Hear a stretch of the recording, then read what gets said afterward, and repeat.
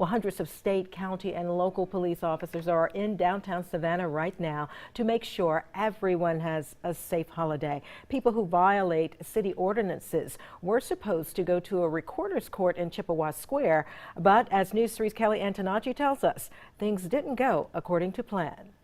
Here in Chippewa Square, city officials used orange fencing and signs to section parts of it off.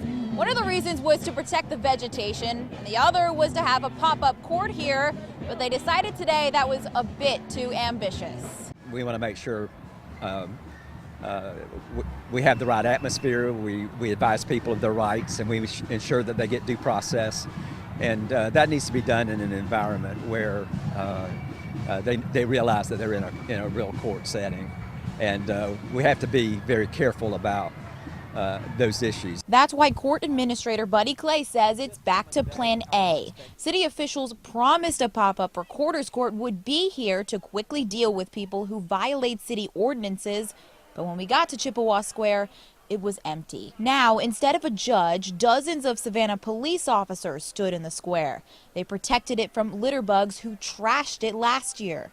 This year, the party and extra police officers moved to a chaotic scene in Wright Square. An unexpected crowd forced officers to close paths and thin crowds that left beer cans and cups on the ground.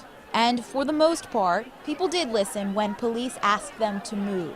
People walking through say they felt safe.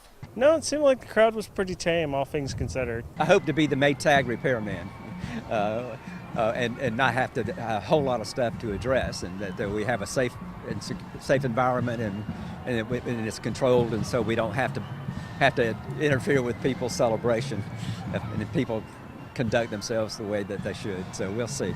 And if you are cited today, I'm told court appearances will happen in mid-April.